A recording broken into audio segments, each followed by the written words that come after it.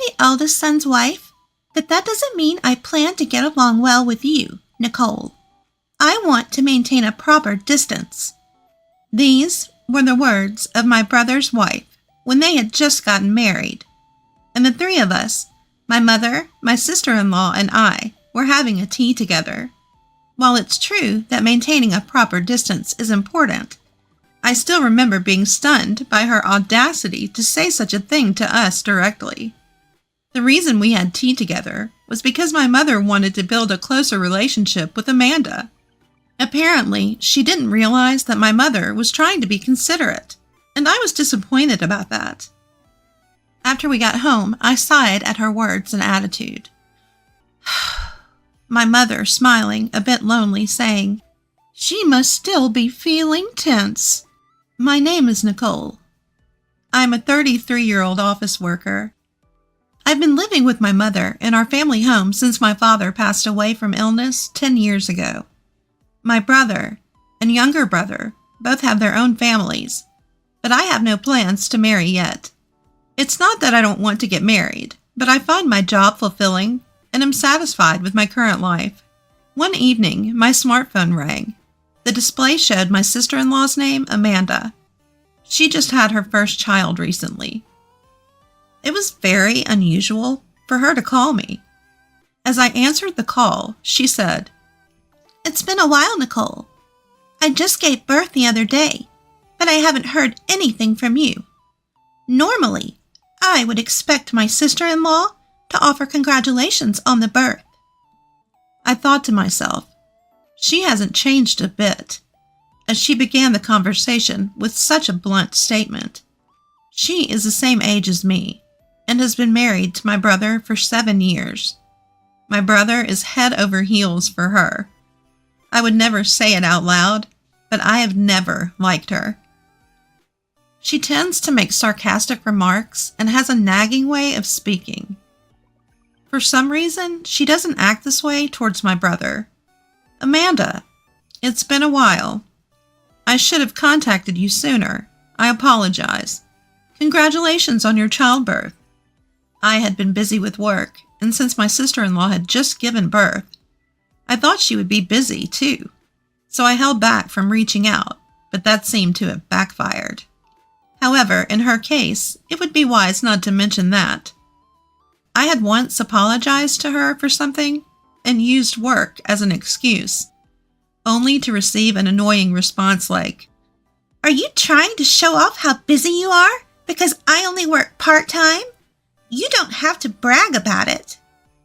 Of course, I had no intention of showing off. As I apologized sincerely, she snorted. "Well, whatever. You should come see the baby sometime soon. She's a cute little girl. You're enjoying your single life and working hard, so I'm expecting a nice baby shower gift from you." That's her real purpose, I thought, feeling disheartened. Although the baby is my adorable niece, and her birth is indeed something to celebrate, I couldn't help but wonder why my sister-in-law had to make such unnecessary remarks. I just wish she would let me offer my congratulations with genuine feelings in my own time. "All right, I'll come visit with my mother on a day that works for you." "Oh, please don't bring your mom. I'm not good with her. Besides, I already introduced her to the baby when we left the maternity ward. We even got the congratulatory money from her." I felt irritated by her words. What kind of attitude is that? It's as if she's saying there's no other reason to meet my mother other than for a celebratory gift. Besides, is it right for me to hear about how difficult her mother-in-law, my mom, is to deal with? Okay, I understand. Please let me know a convenient day, and sorry, but I need to go. I need to take my dinner break now. Amanda's insensitive remarks weren't anything new. But I didn't want to feel any more uncomfortable, so I just replied casually and hung up the phone. I felt very uneasy. Seeing me come down the stairs with a scowl, my mom, who was preparing dinner, tilted her head. I thanked her for the meal she served and told her about the conversation with Amanda. I was so upset, I had to vent to my mom. "Well, that's too bad, but there will be plenty of opportunities to see the baby," my mom said nonchalantly, seemingly unfazed by Amanda's words. "But it's been quite a while since she married my brother, and her attitude is just too much." "Your anger on my behalf makes me happy. By the way, I couldn't give it to you the other day because I wasn't ready, but could you take this with you as well?" Despite hearing my complaints, my mom still wanted to give an additional gift. I smiled bitterly at the wrapped present. "Mom, you're really too kind. All right, I'll make sure to give it. It's a celebration for the baby, after all." My mom nodded with a smile. There's a lot to think about when it comes to my sister-in-law, but it's for my adorable niece. I decided to think of it that way. On the day I went to Amanda's house, I ran into my younger brother's wife, Emily, on the way. She was also invited to the house, just like me. Emily married my brother 4 years ago and quickly became pregnant and gave birth. She's currently pregnant with her second child. I might be rude to compare, but unlike my other sister-in-law, Emily is cheerful and honest, and she gets along well with my mom and me. When we arrived at Amanda's house, she greeted us with an unusually good mood. She led us into the living room, where the sleeping baby lay in a crib. The innocent sleeping face soothed my heart. We laughed together in hushed voices so as not to wake the baby, and took our seats on the sofa. After Emily handed over her gift, I followed by giving mine. Here are some blankets, toys, and this, a baby outfit that my mom made. She unwrapped the package containing the clothes my mother made. Upon examining the contents, she let out a heavy sigh. "Handmade? That's worse than trash. Even though she's the grandmother to her eldest son's child, why does she give us such a cheap-looking gift? The other items aren't great either. I'm so disappointed in her." She carelessly threw my mother's handmade clothes on the floor, and my other sister-in-law quickly picked them up. "That's so terrible. Our mother-in-law took her precious time making them and wrapping them so neatly. If you don't want them, I'd be more than happy to take them." My sister-in-law laughed dismissively at Emily's words. "Really? If you want them that badly, go ahead." Her tone was blatantly condescending. "If you think they're worth keeping, please do. I'm sure my mother would be happy too." At my words, my other sister-in-law's face lit up. "I'm so happy. These are like high-end brand clothes. When the baby is born, I'll dress them in these. I can't wait." Her innocent joy was somehow comforting. If my mother were here, she would probably say the same thing. "Wait, what do you mean by high-end brand?" She seemed utterly confused. After the 3 of us siblings became independent, my mother started selling her handmade crafts online, using her skills in sewing and other hobbies. Compared to when she started, her work is now considered a high-end handmade brand due to the quality of materials and design. The handmade aspect makes them rare and valuable, and she even received collaboration requests from luxury brands. Amanda had no interest in me or my mother and kept her interactions to a minimum, so she was unaware of this. My brother should have known, but perhaps he didn't feel the need to mention it.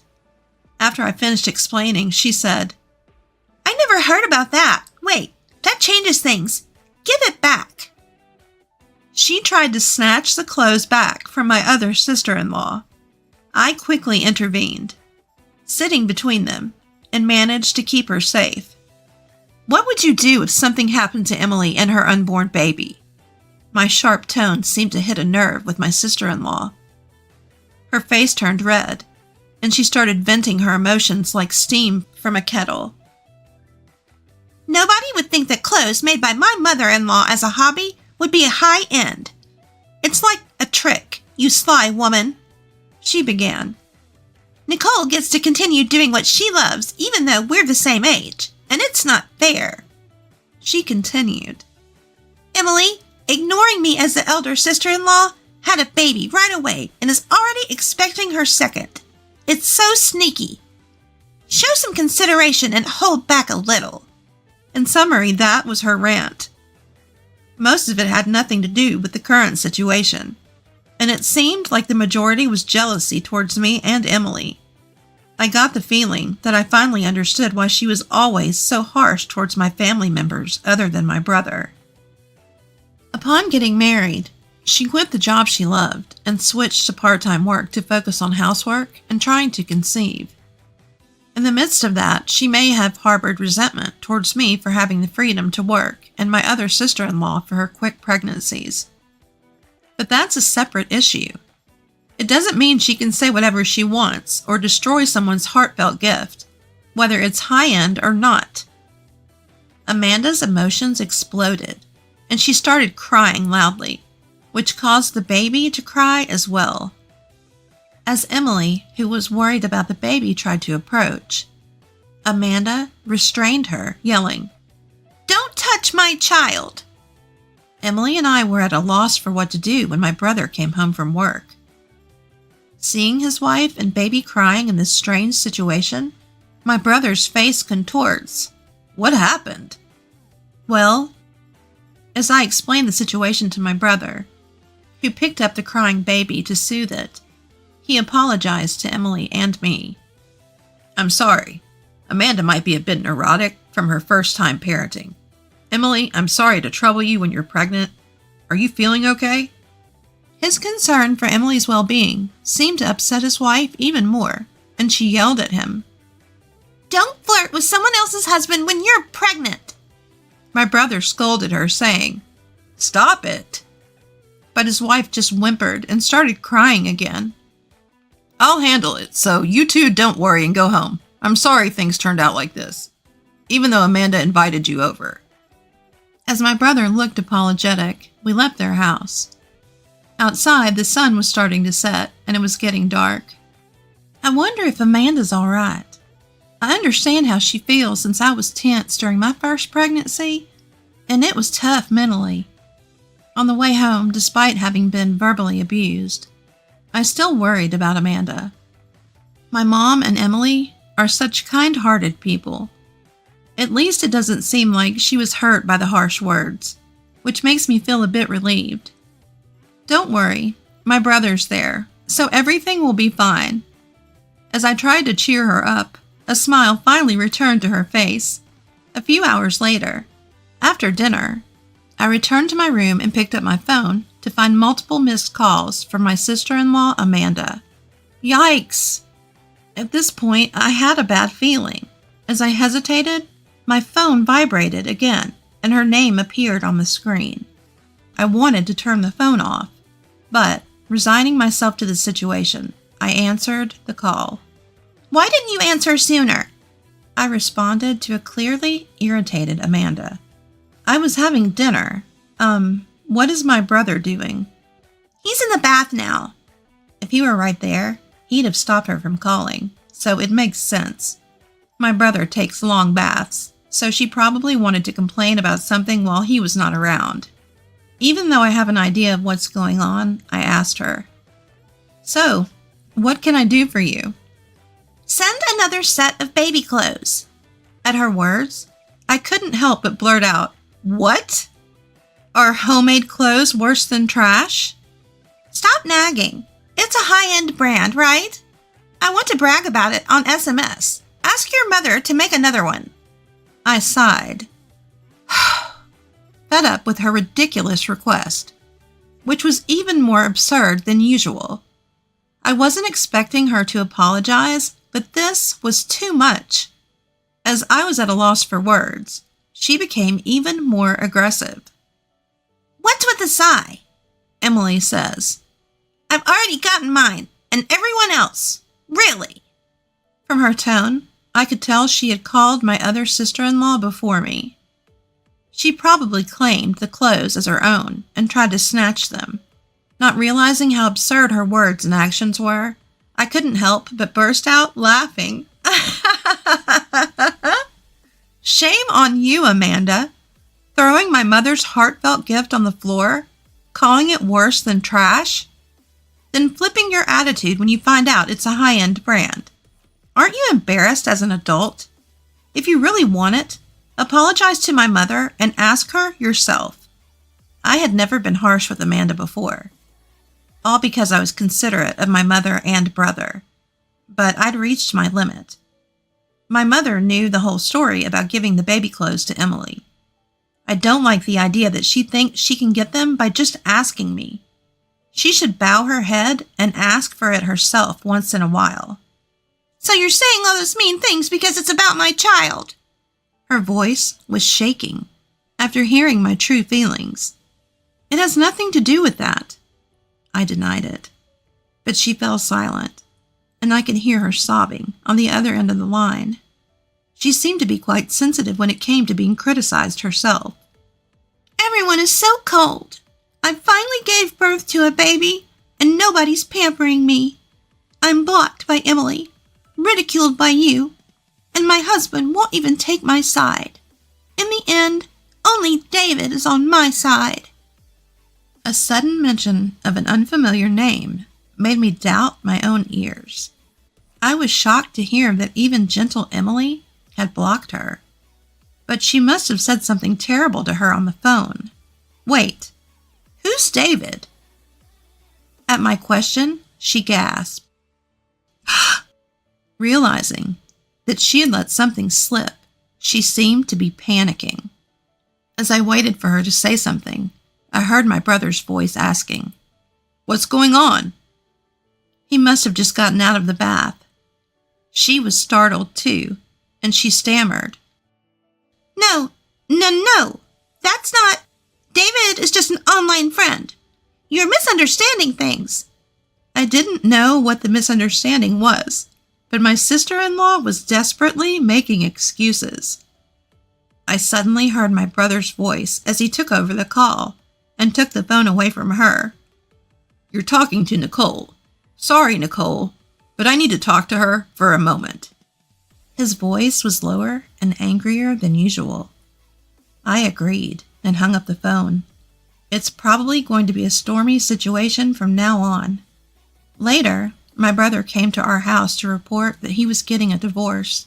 First, he apologized for his wife's treatment of our mother's handmade clothes as trash. Amanda felt belittled when she received handmade gifts as presents. This is ironic, considering how she always looked down on Emily, my mother, and me. After the phone call, my brother confronted his wife about the mysterious David. While my brother was busy at work, she met David online and eventually cheated with him in person. Amanda confessed everything. She tried to justify it as a mistake made out of loneliness, but that excuse doesn't hold water. I knew my brother was trying to adjust his work to support his wife's parenting and spend more time with the family, so thinking about his feelings was heartbreaking. Even my usually mild-mannered mother showed her anger toward Amanda. They're going to do a DNA test on the baby just in case. I never imagined that a simple visit to deliver a baby gift would have escalated to this point.